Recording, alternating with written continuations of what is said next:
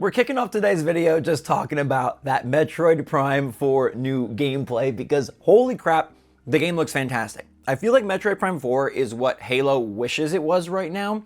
And no offense to Halo, but it kind of hasn't been what it once was. Yet Metroid Prime 4 comes in and has this incredibly galactic and gargantuan sense of scale and scope that's probably bigger than anything I've seen from Nintendo. What's going on, everybody? It's Zach from SwitchForce. Hit that like button if you're pumped for the upcoming games. We got Zelda, Hyrule Warriors, Age of Imprisonment. Tomorrow, I'm playing it on the channel, and we'll talk about the reviews today. And then Metroid Prime 4 is just a few weeks away, as crazy as that sounds, December 4th.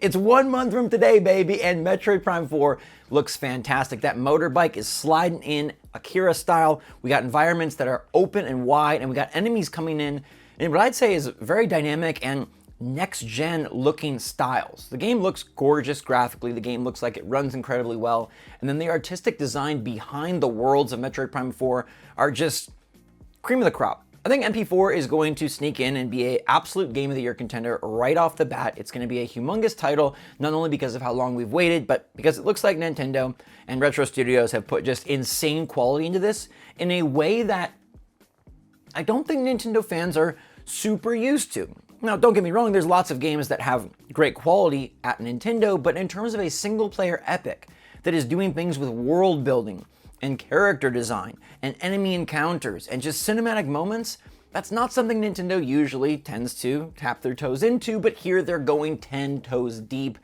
I cannot wait to play. I'm so pumped for that game. We got Hyrule Warriors this week. We got Metroid Prime 4 in a month. A great time to be a Nintendo Switch 2 owner with those games, but thankfully you can play Metroid Prime 4 on Switch 1, although Switch 2 seems like a lot of you out there must be getting it because the sales figures were revealed late last night and they're insane. 10 million Switch 2s have been sold. They've updated the forecast to 19 million systems sold by next March, and that's a crazy number. That's more than the Switch 1. That's more than the PS4. That's more than the PS5. It is becoming an absolute behemoth, and the Switch 1, already is an absolute behemoth. It crossed the DS with the most units sold for a Nintendo console, which is great to see. DK Bonanza came in with about 3.5 million copies, which, considering how many Switch 2s were out there at the time, that seems pretty darn good to me.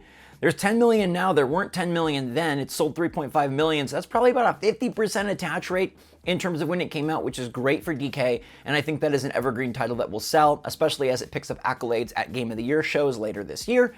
It's absolutely worth it. Currently, still my Game of the Year. We obviously have 2 Nintendo first-party titles coming to try and bump that spot.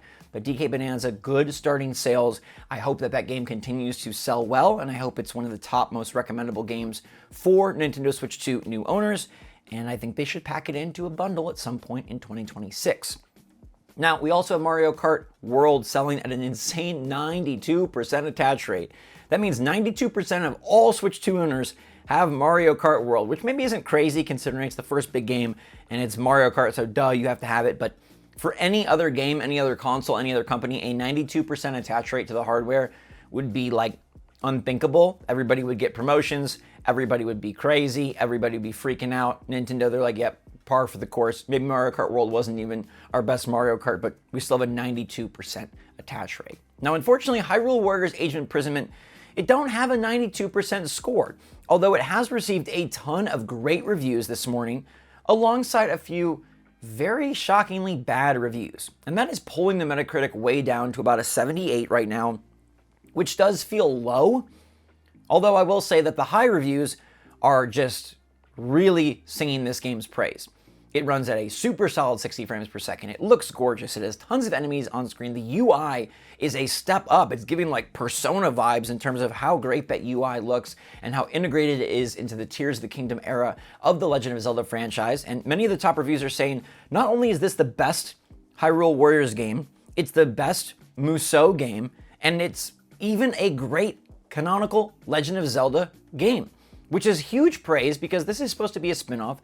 This is supposed to be something that, it's kind of like your appetizer or your dessert, however you want to frame it, in comparison to the mainline titles, but they're saying that, hey, this game holds its own. The Hyrule Warriors titles that came before it were pretty darn good, honestly. So this one being definitely the best is just what you want to see.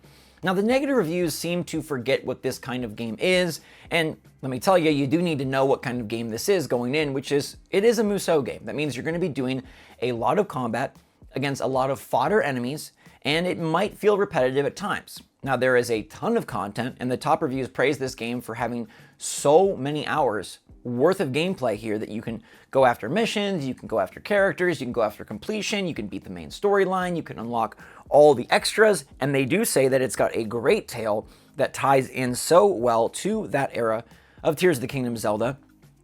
But the low reviews, and there's a 4 out of 10 in particular, which feels almost laughable given the quality that the other reviews talk about, basically are like, this game is repetitive and dull and boring. I think they just don't understand what kind of game this is, and maybe they came in expecting it to be the Legend of Zelda Adventures, like a normal Legend of Zelda 3D title, and then they get this game and they're like, wait, that's not what I thought this was. I thought this was the first Zelda title on Switch 2. It feels like the reviewer was just poorly matched with this game, and I'm not worried about it at all. In fact, the best thing that we can see from this is that the performance is super great. That's what we expected, that's what we wanted. The graphics are super great, that's what we expected, that's what we wanted, and there's a ton of gameplay. I don't think you can go wrong with this game as long as you know what it is right up front. It's not the next 3D Legend of Zelda. It is a Dynasty Warriors style Hyrule Warriors game, and that's why it's called Hyrule Warriors Age of Imprisonment and not The Legend of Zelda Age of Imprisonment. But alas, we'll be playing it tomorrow early on the channel, checking it out, giving you my full impressions, thoughts, deep dive. I have not played the game myself, so hey, I could have my own opinion. I definitely will have my own opinion. I mean, it could differ from these reviews. We'll see. Hopefully, it's alongside the higher reviews, and I feel like it will be just based on what I've seen from the game. But we'll wait till tomorrow. We'll play it a bunch, and we'll give you guys the goodies, the details, the top tips to start things off. If it's worth it for your Switch 2 collection, if it's a game you want to see, or maybe if you're waiting for Kirby Air Riders, which I forgot, and now some of you have probably already yelled at me in the comments. Like, this is a Kirby Air Riders hate channel. He didn't even mention that there's 3 first-party Nintendo games still coming in the end of the year. I'm so sorry. Please forgive me, Sakurai. Please forgive me, HAL Laboratories. Please forgive me, Kirby himself. There's 3 games, which is crazy. Hyrule Warriors right now, this week. Kirby Air Riders in like 2 weeks. And then Metroid Prime 4 in 4 weeks. So it is a bonanza of Nintendo releases. 3 games in 4 weeks. And all of them very different, but all of them potentially having an insane fan base that propels them to pretty great and solid sales success. I know that Zelda is going to sell very well. I think Metroid Prime 4 will be the best selling in the series. And you've also got Kirby, which could come through and be sort of this clutch-up family title, because outside of Mario Party Jamboree, there isn't really much for like the family if they've already got Mario Kart World, right? You know, we've got some really exciting third-party titles like Star Wars Outlaws, Assassin's Creed Shadows, Cyberpunk 2077, upcoming Resident Evil, but those aren't really family games per se. So you've got old Switch 1 games. You can, recycle and restart up titles from the eShop, or you can get in on Kirby. And I think Air Riders might find a nice niche as well as mainstream appeal in being sort of that holiday family game. And look, it's Nintendo's big Black Friday game. They chose to put that one right before the hottest holiday shopping season, as opposed to Hyrule Warriors Age of Imprisonment, which thankfully, golf clap, we're getting tomorrow on the Switch. Big file size, 40 gigs. Get that download ready and get that space cleared if you want to. But let's also talk today about Raidou Remastered, the Mystery of the Soulless Army. You might be like, what the heck is this?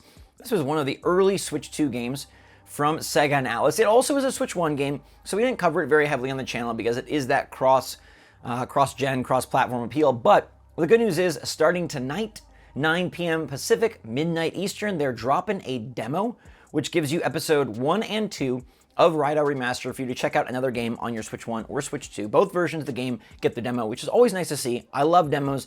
I think it's a great thing and a great way to check out titles, especially on a new platform. Nintendo's been pretty good about giving you lots of demos. There won't be a Metroid Prime 4 demo, but we do have a Kirby Air Riders online test coming up soon. Definitely partaking in that.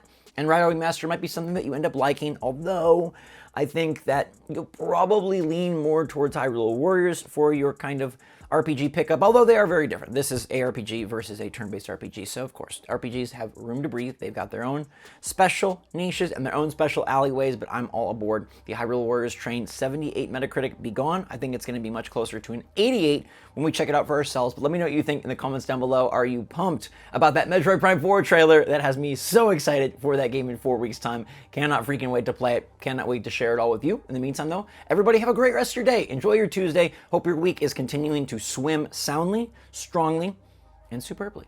Thanks so much for watching, everybody. Stay safe, stay healthy, stay happy, stay positive out there. Love you all lots. SwitchForce out.